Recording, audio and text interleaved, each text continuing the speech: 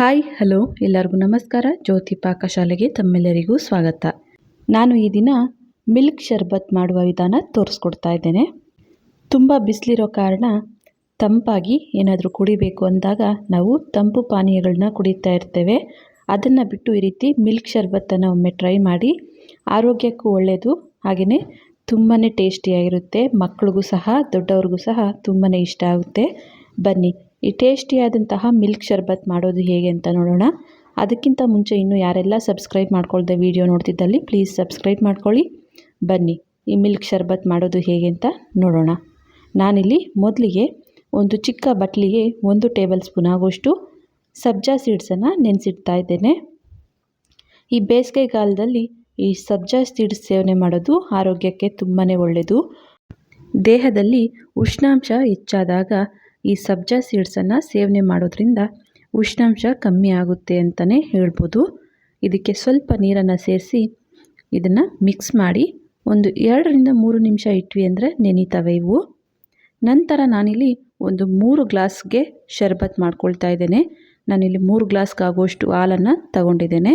ಇದಕ್ಕೆ ನಾನಿಲ್ಲಿ ಒಂದು 3 ಟೇಬಲ್ ಸ್ಪೂನ್ ಆಗುವಷ್ಟು ಸಕ್ಕರೆನ ಹಾಕ್ಕೊಳ್ತಾ ಇದ್ದೇನೆ. ನಿಮಗೆ ಸ್ವೀಟ್ ಜಾಸ್ತಿ ಬೇಕು ಅಂದಲ್ಲಿ ಇನ್ನೂ 1 ಟೇಬಲ್ ಸ್ಪೂನ್ ಆಗುವಷ್ಟು ಸಕ್ಕರೆನ ಹಾಕ್ಕೊಳ್ಬೇಕಾಗುತ್ತೆ. ಸಕ್ಕರೆನ ಹಾಕಿ ಚೆನ್ನಾಗಿ ಇದನ್ನು ಮಿಕ್ಸ್ ಮಾಡಿ ಇದನ್ನು ಫ್ರಿಜ್ಜಲ್ಲಿಟ್ಟು ಒಂದು 5ರಿಂದ 10 ನಿಮಿಷ ತಣ್ಣಗಾಗಲು ಬಿಡ್ತೇನೆ.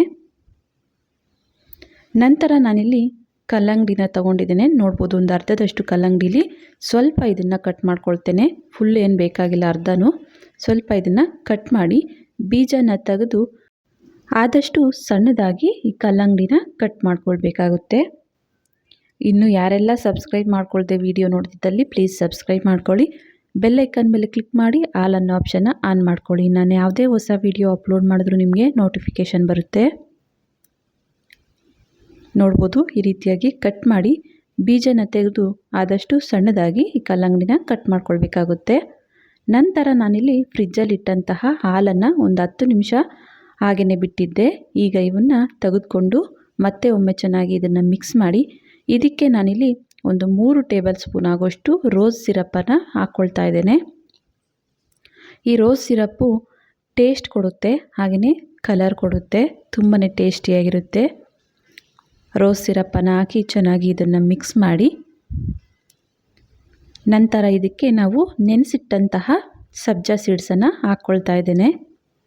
ಸಬ್ಜಾ ಸೀಡ್ಸನ್ನು ಹಾಕಿ ಚೆನ್ನಾಗಿ ಇದನ್ನು ಮಿಕ್ಸ್ ಮಾಡ್ಕೊಳ್ಳೋಣ. ನಂತರ ಈಗ ಇದಕ್ಕೆ ನಾನು ಕಟ್ ಮಾಡಿರೋಂತಹ ಕಲ್ಲಂಗಡಿನ ನೋಡ್ಬೋದು, ಒಂದು ಅರ್ಧ ಕಪ್ ಆಗುವಷ್ಟು ಸೇರಿಸ್ಕೊಳ್ತೇನೆ. ಕಲ್ಲಂಗಡಿನೂ ಹಾಕಿ ಚೆನ್ನಾಗಿ ಇದನ್ನು ಮಿಕ್ಸ್ ಮಾಡ್ಕೊಳ್ಳೋಣ.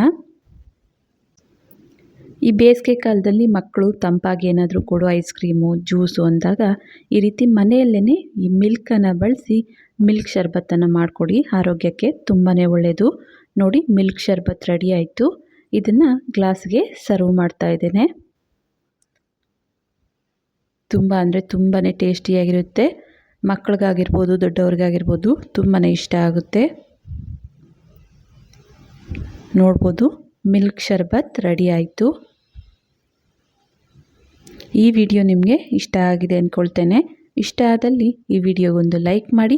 ಯಾರೆಲ್ಲ ಸಬ್ಸ್ಕ್ರೈಬ್ ಮಾಡ್ಕೊಳ್ದೆ ವಿಡಿಯೋ ನೋಡ್ತಿದ್ದಲ್ಲಿ ಪ್ಲೀಸ್ ಸಬ್ಸ್ಕ್ರೈಬ್ ಮಾಡ್ಕೊಳ್ಳಿ. ಈ ವಿಡಿಯೋ ಹೇಗನ್ನಿಸ್ತು ಅಂತ ಕಮೆಂಟ್ ಮಾಡಿ.